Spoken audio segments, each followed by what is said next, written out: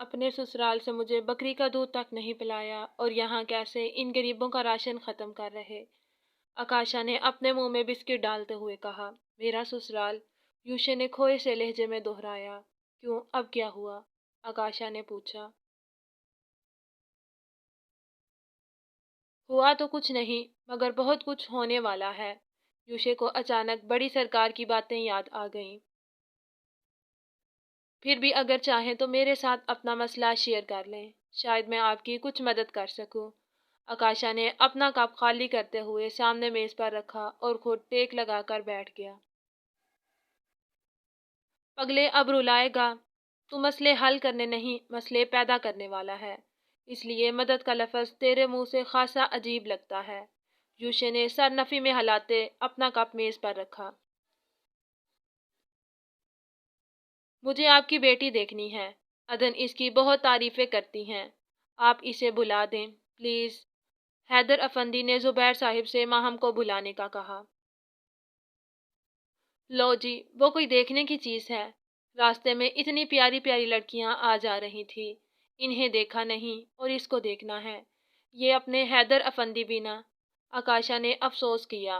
बेगैरत बाप है तेरा, शर्म कर। यूशे ने घूरा। मुझ अकेले का है, आपका भी तो है। और आप तो जैसे बहुत इज्जत देते हैं। गांव में जो सलूक आप इनके साथ करते हैं मैंने देखा है।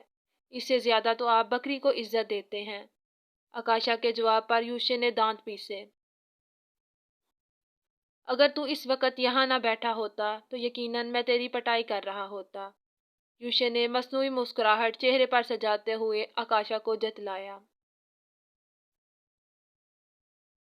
दोनों भाइयों में माशाअल्लाह बहुत प्यार है। जब से आए हैं आपस में ही बात कर रहे। हमें भी तो मौका दें। ज़ुबैर साहिब ने दोनों को मुखातिब किया। जी, बहुत ज़्यादा मोहब्बत है मेरे दोनों बेटों में। एक चांद तो दूसरा सूरज है। अदन ने मोहब्बत से दोनों की तरफ देखा। मैं चांद हूँ और भाई सूरज, आकाशा ने तंज किया। मोहब्बत का तो पता नहीं, मगर एक दूसरे से बात किए बिना हमारा गुजारा नहीं होता है। यूशे ने खुश मिजाजी से जवाब दिया। बात या पटाई? आकाशा बड़बड़ाया।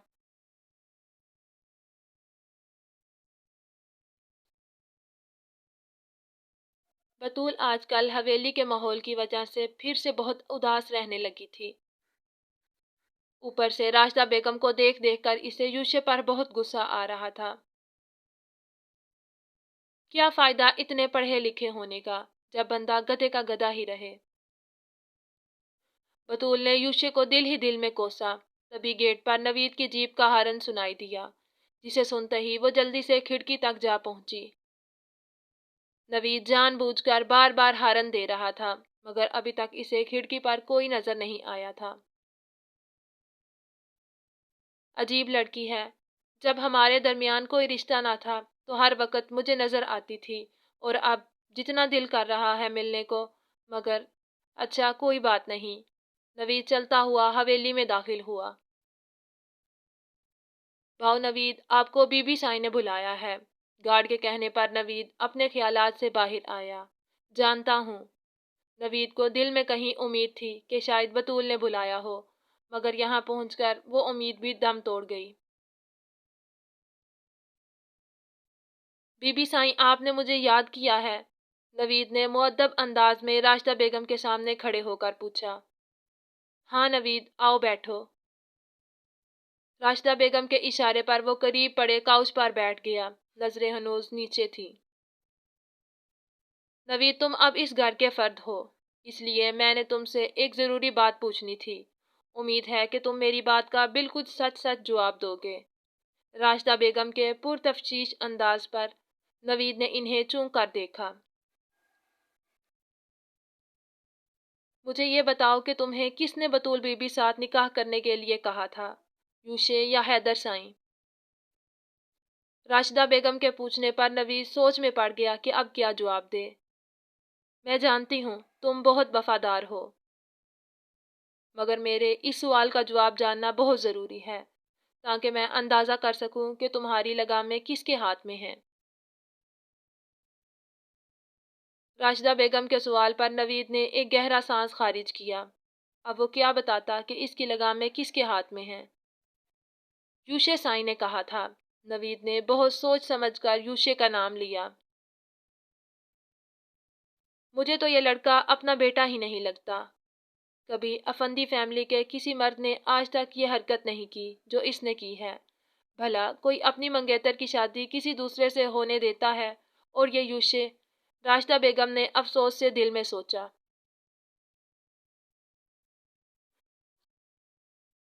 نوید، تم جانتے ہی ہو کہ بطول اس حویلی اور اس کی آسائشوں کی کتنی عادی ہے۔ وہ کسی عام جگہ نہیں رہ سکتی تو۔ راشدہ بیگم نے اپنی بات کہتے ہوئے نوید کے چہرے کو غور سے دیکھا۔ میں سمجھ سکتا ہوں، مگر میرے پاس کوئی اچھی رہائش نہیں دینے کے لیے۔ میں ڈیرے پر ہی زیادہ تر رہتا ہوں۔ میری فیملی کے بارے میں آپ مجھ سے زیادہ اچھی طرح جانتی ہیں۔ چھوٹا سا ایک مکان ہے، جسے مکان کہنا غلط ہوگا۔ چھوٹا سا ایک جھونپڑا ہے۔ آپ لوگوں کا ہی نوکر ہوں۔ بڑے سائی اور یوشے سائی کے علاوہ بڑی سرکار جو کچھ دے دیتی ہیں، اسی میں گزر بسر کر رہا ہوں۔ ایسے حالات میں بھلا بی بی سائی کو کیا دے سکتا ہوں؟ ہمیشہ سے صاف گو نوید اب بھی سچائی سے بولا۔ اسی لیے میں نے فیصلہ کیا ہے کہ بطول کو حویلی سے کہیں نہیں بھیجا جائے گا، اور اس میں مجھے تمہاری مدد چاہیے۔ امید ہے تم نہ نہیں کرو گے۔ راشدہ بیگم کی بات پر نوید کو اپنا سانس رکتا ہوا محسوس ہوا۔ یعنی وہ مل کر بھی مجھے کبھی نہیں ملے گی؟ نوید نے دکھ بھری نظروں سے راشدہ بیگم کی طرف دیکھا۔ ہم تو بی بی سائیں آپ کے نوکر ہیں۔ آپ حکم کریں۔ یہ مدد کا لفظ آپ کے منہ سے اچھا نہیں لگتا۔ نوید کے جواب پر راشدہ بیگم دل سے مسکرائیں۔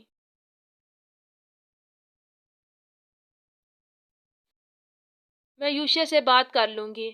تم بھی اس پر کوئی اعتراض مت کرنا۔ راشدہ بیگم نے مسکرا کے نوید کی طرف دیکھا۔ اس پر کس پر؟ نوید نے دل میں کہا، مگر زبان سے پوچھا نہیں۔ بی بی سائیں، اب مجھے اجازت ہے۔ نوید کچھ دیر خاموشی کے بعد چپ چاپ کھڑا ہو گیا۔ بطول سے ملنا چاہو گے؟ راشدہ بیگم کے اس طرح پوچھنے پر نوید نے انہیں بے یقینی سے دیکھا۔ اگر نہیں ملنا چاہتے تو کوئی مسئلہ نہیں ہے، مگر بطول کو شاید تم سے کوئی بات کرنی تھی۔ راشدہ بیگم نے اپنی جگہ سے کھڑے ہوتے ہوئے کہا، میں تو نوکر ہوں، انکار کا سوال ہی نہیں بنتا۔ اب کی بار نوید کے لہجے میں خوشی تھی، جس پر راشدہ بیگم نے اسے دوبارہ بیٹھنے کا اشارہ کیا۔ میں بطول کو بھیجتی ہوں۔ یوشے اور حیدر تو حویلی میں نہیں ہیں، مگر بڑی سرکار اپنے کمرے میں موجود ہیں۔ راشدہ بیگم نے اپنے طور پر ممکنہ خطرات سے آگاہ کیا اور اندر چلی گئیں۔ نوید کو اپنی خوشی میں پرواہ کہاں تھی کہ وہ کہاں اور کیا کہہ کر گئی ہیں۔ کالے رنگ کے علاقائی فراق پر مختلف رنگوں سے بیل بوٹے بنے تھے۔ سر پر شیشوں والی کالی چادر تھی، جو نوید کو اس گھوڑے مکھڑے پر شروع سے ہی بہت پسند تھی۔ سر ہلانے پر کانوں میں جھمکے ہلکورے لے رہے تھے، پاؤں میں بے آواز گھسا۔ بطول کو آج پہلی بار نوید اتنے غور سے دیکھ رہا تھا۔ کیسے ہو؟ نوید کو یوں اپنی طرف بے خودی سے دیکھتے ہوئے بطول نے پوچھا۔ آپ کے سامنے ہوں، دیکھ لیں۔ نوید نے ہوش میں آتے ہی اپنے اوپر ہنستے ہوئے جواب دیا۔ میں نے تمہیں اس لیے بلایا تھا کہ بتا سکوں میں تم سے ناراض ہوں۔ بطول نے ایک ادا سے کہتے ہوئے لکڑی کے جھولے، جس پر کچھ دیر پہلے راشدہ بیگم بیٹھی تھی، کی طرف دیکھا۔ اب میں نے کیا کیا ہے؟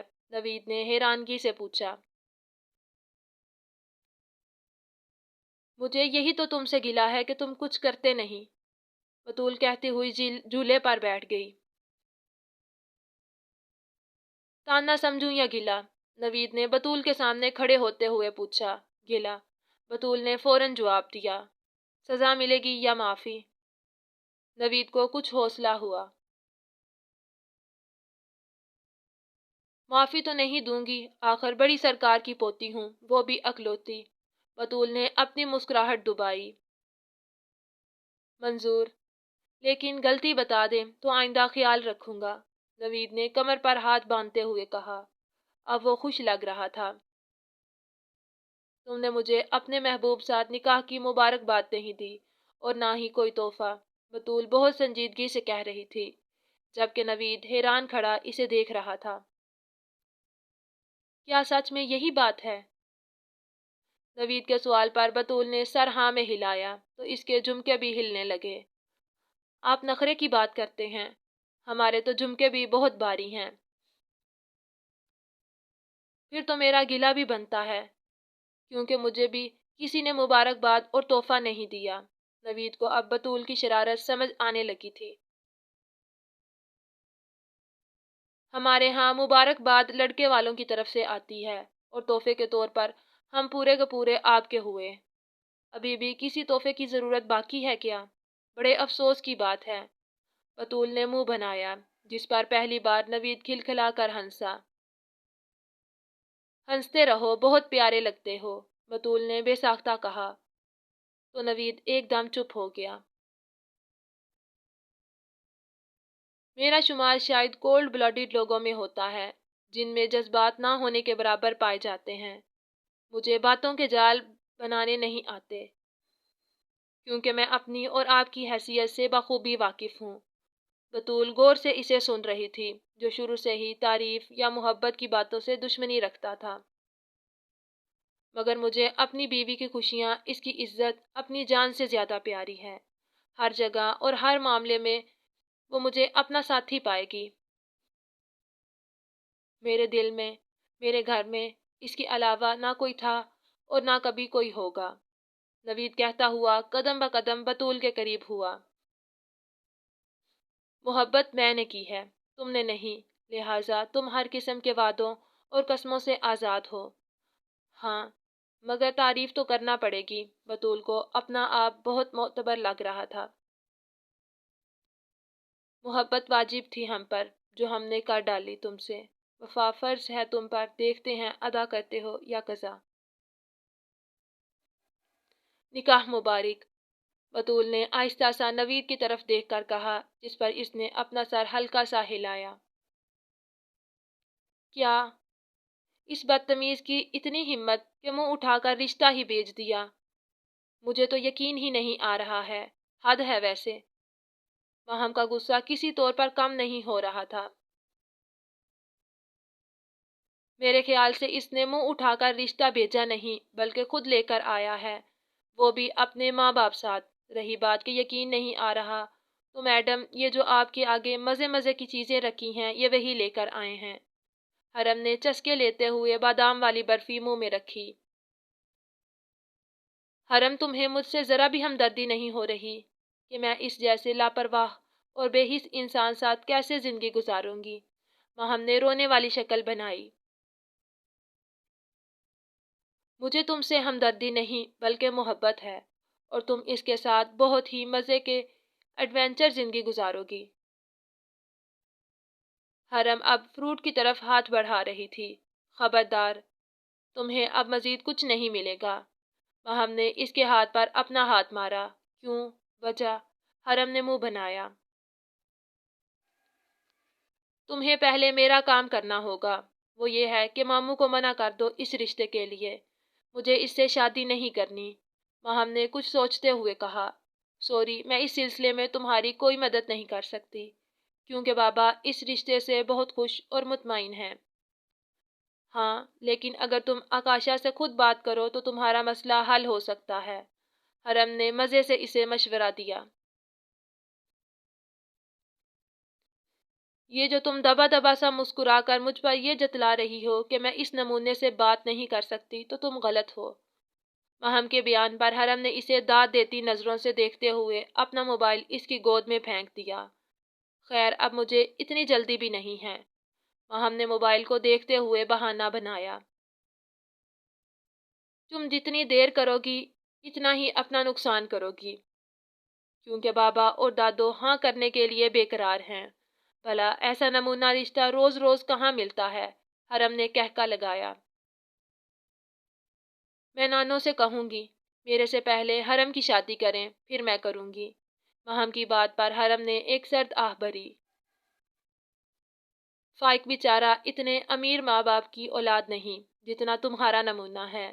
وہ ابھی اپنی پڑھائی مکمل کرے گا، پھر جاب کی تلاش میں مارا مارا پیاسے کوے کی طرح پھرے گا، پھر کہیں جا کر کوئی سستی سی نوکری اسے ملے گی، اور جب تک ہماری شادی ہوگی تب تک آکاشا کے 2 نئے ماڈل اس دنیا میں آ چکے ہوں گے۔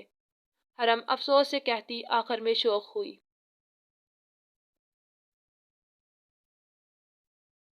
ماموں میرے پوچھے بغیر ہاں نہیں کر سکتے اور میں منع کر دوں گی، ماہم نے مان سے کہا۔ ماہم بی بی، آپ کی یادداشت کافی کمزور ہو گئی ہے۔ آپ نے خود ہی انہیں اجازت دی تھی کہ جہاں مناسب لگے وہاں کر دیں۔ اس وقت فرما برداری کا بھوت چڑھا ہوا تھا، اب بھگتو۔ حرم کے یاد دلانے پر ماہم نے منہ بنایا۔ مجھے کیا پتا تھا کہ یہ نمونہ بھی آئے گا، ماہم نے سوچتے ہوئے کہا۔ چلو شاباش، اب اسے کال کرو، کہیں ایسا نہ ہو کہ بابا اسے ہاں کر دیں۔ حرم نے فوراً فون کی طرف اشارہ کیا۔ نہیں، ابھی میرا ارادہ نہیں ہے۔ ماہم کے انکار کرنے پر حرم نے بھرپور کہکا لگایا۔ تم اور آکاشا کو خود کال کرو، اس دن سورج کہیں اور سے نکلے گا، حرم کہتی ہوئی اپنا موبائل اٹھانے لگی۔ بکواس بند کرو اور مجھے اس کا نمبر ملا کر دو، میں اس سے ڈرتی نہیں ہوں۔ ماہم اب بالکل سیریس تھی۔ سوچ لو، کہیں تمہارا بی پی لو نہ ہو جائے۔ حرم نے اسے پکایا۔ تم ملا کر دے رہی ہو یا میں تمہارا بی پی ہائی کروں؟ ماہم کے کہنے پر حرم نے آکاشا کا نمبر ڈائل کیا، جو دوسری بیل پر ہی ریسیو ہو گیا۔ جی مس چونا، فرمائیں کیسے یاد کیا؟ آکاشا آج یوشے اور حیدر افندی کے جاتے ہی عدن ساتھ یونی آ گیا تھا۔ میری چھوڑو اور یہ بتاؤ تم اس وقت کہاں ہو؟ حرم نے ماہم کو دیکھتے ہوئے پوچھا، جو کچھ کنفیوز سی لگ رہی تھی۔ یونی ہوں، مسز افندی زبردستی اپنے ساتھ لے آئی ہیں، آکاشا نے اکتاہٹ سے جواب دیا۔ اچھا، اگر تم فری ہو تو ماہم تم سے بات کرنا چاہ رہی تھی۔ حرم کی بات پر آکاشا کو حیرت کا شدید جھٹکا لگا۔ تم سن رہے ہو نا؟ حرم نے آکاشا کی خاموشی پر اسے دوبارہ پکارا۔ ہاں ہاں سن رہا ہوں۔ ویسے کمال ہے، مس موسلا دھار کے بھی پر نکل آئے ہیں۔ دیکھا تم نے میرے خون کا اثر؟ آکاشا نے اپنی حیرت پر قابو پاتے ہوئے کہا، جبکہ حرم نے سر نفی میں ہلاتے ہوئے فون ماہم کو دے دیا۔ میں نے تمہیں یہ کہنا تھا کہ میں تم سے بالکل شادی نہیں کرنا چاہتی، اس لیے تم منع کر دو۔ ماہم کو کچھ سمجھ نہیں آ رہی تھی کہ وہ کیا اور کیسے کہے، جبکہ اس کی بات پر آکاشا اور حرم اپنی اپنی جگہ ہنسی کنٹرول کر رہے تھے۔ میں نے آج تک بالکل شادی جیسا لفظ نہیں سنا، اس کا مطلب کیا ہے؟ آکاشا کے پوچھنے پر ماہم کو شرمندگی ہوئی کہ یہ میں نے کیا کہا ہے۔ بات سمجھ آ گئی ہے نا؟ اتنا کافی ہے، زیادہ پھیلنے کی ضرورت نہیں۔ ماہم نے بہادری کا مظاہرہ کیا، جس پر حرم نے اسے داد دی۔ تم بالکل شادی نہیں کر سکتی، مگر شادی تو کر سکتی ہو نا؟ دوسرا، تم شادی نہیں کرنا چاہتی اور نہ میں کروں، کیوں؟ میں ایک مشرقی لڑکا ہوں، میرے ماں باپ جو بیر بکری لے کے دیں گے ساری زندگی اس کے ساتھ گزار لوں گا۔ آکاشا نے اپنی ہنسی کو کنٹرول کرتے ہوئے کہا۔ بکری؟ بھیڑ؟ ماہم نے بے یقینی سے پوچھا۔ ہاں سوری، وہ بکری بھائی یار کی ہے تو بھیڑ میری ہوگی نا؟ آکاشا کے جواب پر ماہم کو سمجھ نہیں آئی کہ اب کیا کہے۔ ویسے میں سوچ رہا تھا اب تو تمہیں مجھ سے بات کرتے ہوئے شرم آئے گی، کم از کم آدھا دوپٹہ تو کھا ہی لیا کرو گی، مگر آج کل کی لڑکیوں کو شرم کہاں آتی ہے، تم سے یہ امید نہ تھی۔ آکاشا نے افسوس کا اظہار کیا۔ شرم گئی بھاڑ میں تو تم سے گریزاں ہوں، سمجھے؟ ماہم نے غصے سے کہا۔ تو اگر مجھ سے گریزاں ہے تو چل ساتھ میرے، میں تجھے بہاڑ کی دہلیز پر چھوڑ آتا ہوں۔ آکاشا نے ہنستے ہوئے شعر پڑھا، جس پر ماہم نے غصے سے فون حرم کو دے دیا۔ بڑی سرکار 10 گاڑیوں کے حفاظتی قافلے اور بے شمار تحائف ساتھ اس وقت گاؤں کی گلیوں سے گزر رہی تھی۔ لوگ گھروں سے باہر نکل کر دیکھنے لگے تھے تو بڑی سرکار یوشے کے نام کا صدقہ ان لوگوں میں نوٹوں کی شکل میں بانٹ دیتی، جس کی وجہ سے لوگوں کا رش گلیوں کی دونوں طرف بڑھتا چلا جا رہا تھا۔ دیکھو بہو، اپنی آنکھیں کھول کر دیکھو کہ جہاں سے پیر بانو گزرتی ہے، لوگ اس کی شان و شوکت دیکھنے کے لیے گھروں سے نکل آتے ہیں۔ بڑی سرکار نے کرو فر سے اپنے برابر بیٹھی راشدہ بیگم کی طرف دیکھا۔ جی بڑی سرکار، بمشکل راشدہ بیگم نے ان کی ہاں میں ہاں ملائی۔ سارا گاؤں حیران و پریشان تھا کہ یہ قافلہ کہاں اور کیوں جا رہا ہے۔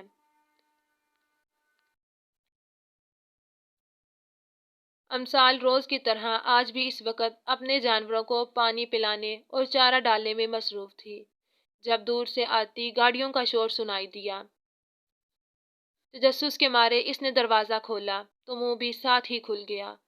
سامنے سے آتی اتنی ساری چمک دمک والی گاڑیاں اور گاؤں کے بہت سے لوگ، اس سے پہلے کہ وہ کچھ سمجھتی، ایک بلیک کلر کی گاڑی بالکل اس کے سامنے آ کر رکی۔ یہ گاڑی کم از کم یوشے کی تو نہیں تھی۔ ابھی وہ اپنی سوچوں میں گم تھی کہ بڑی سرکار ایک ملکہ کی طرح گارڈ کا دروازہ کھولنے پر باہر نکلی۔ بڑی سرکار پر نظر پڑتے ہی امثال کو یقین نہیں آیا کہ یوشے نے اس کی شرط اتنی آسانی سے مان لی ہے۔ حالانکہ اس نے ایسا صرف اس لیے لکھا تھا کہ بڑی سرکار کا آنا ناممکنات میں سے تھا، جو اب ممکن لباس اوڑھے اس کی آنکھوں کے سامنے تھا۔ پاؤں مٹی سے بڑے جن میں چپل تک نہ تھی، رنگ برنگی شلوار قمیض جو میلی تھی، سر پر ایک پھٹا سا دوپٹہ اوڑھے بڑی سرکار کے علاوہ راشدہ بیگم اور بطول حیران تھیں۔ بطول نے بے یقینی سے راشدہ بیگم کی طرف دیکھا، جو خود بھی اسی کی طرح حیرت کے سمندر میں غوطہ زن تھی۔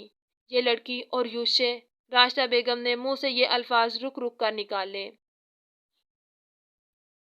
ابھی کل تک تو تمہیں اس لڑکی سے بڑی ہمدردی ہو رہی تھی، بڑی سرکار نے طنز کیا۔ اے لڑکی، تمہارا باپ کہاں ہے؟ اسے بلاؤ۔ بڑی سرکار نے آگے بڑھتے ہوئے امثال کو مخاطب کیا، جبکہ ارد گرد گھروں کی چھتوں پر لوگ ایسے چڑھے ہوئے تھے جیسے چاند رات کو چاند دیکھنے چڑھتے ہیں۔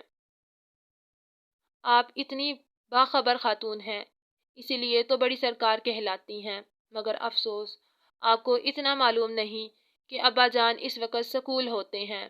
امثال کا اطمینان بھرا جواب بطول اور راشدہ بیگم کو حیران کر گیا، جبکہ بڑی سرکار کی مسکراہٹ ان کے ہونٹوں پر جوں کی توں موجود تھی۔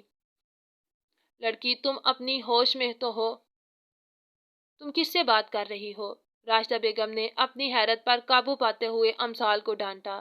آپ نے شاید سنا نہیں، میں نے انہیں بڑی سرکار کہہ کر ہی مخاطب کیا ہے۔ امثال آرام سے دروازے کے بیچ کھڑی ہوئی گفتگو کر رہی تھی، جیسے محلے سے کوئی عورت آئی ہو، بدتمیز بھی ہو۔ راشدہ بیگم نے ناگواری سے منہ موڑا۔ آگے سے ہٹو، ہمیں راستہ دو۔ بڑی سرکار نے ہاتھ کے اشارے سے اسے پیچھے ہٹنے کا کہا۔ اندر اس وقت کافی گند پھیلا ہوا ہے، آپ بے ہوش بھی ہو سکتی ہیں۔ میری مانیں تو آپ اپنی اس خوشبودار گاڑی میں ہی بیٹھ کر ابا کا انتظار کر لیں، یا اپنے کسی ملازم کو لینے کے لیے بھیج دیں۔ امثال کی باتیں بطول کے لیے بھی حیران کن تھی۔ کہاں حویلی کے مرد بھی اس پیر بانو نامی بلا سے ڈرتے تھے، اور کہاں یہ جاہل سی لڑکی انہیں باتیں سنا رہی تھی۔ رشتہ ہمیشہ گھر جا کر ہی مانگا جاتا ہے، ہٹو آگے سے۔ بڑی سرکار نے اب کی بار اپنے ازلی سرد لہجے میں کہا، مرضی ہے۔ امثال کے راستہ چھوڑنے پر وہ لوگ اندر داخل ہوئے۔ بطول نے ایک طاہرانہ سی نظر اس گھر پر ڈالی۔ اس گھر سے تو کئی گنا صاف ستھرا اور بڑا حویلی کا مویشی خانہ تھا، اس نے دل میں سوچا۔ اب آپ آ ہی گئے ہیں تو کمرے میں تشریف لے آئیں۔ امثال نے اپنے گھر کا واحد صاف کمرہ کھولا۔ کمرہ واقعہ ہی صاف ستھرا تھا، چارپائیاں لگی ہوئی تھی جن پر کڑھائی والی چادریں بچھی تھی۔ بڑی سرکار کے حکم پر ڈرائیور گاڑی لے کر ماسٹر کو لینے چلا گیا۔ معذرت، میں آپ لوگوں کی کوئی خدمت نہیں کر سکتی ہوں، امثال کہتی ہوئی کمرے سے جانے لگی۔ تبھی بڑی سرکار بول پڑی، خدمت تو تمہیں اب ہماری کرنی پڑے گی، اور وہ بھی ساری زندگی۔ تم نے سوچا بھی نہیں ہوگا جو تمہارے ساتھ ہونے والا ہے۔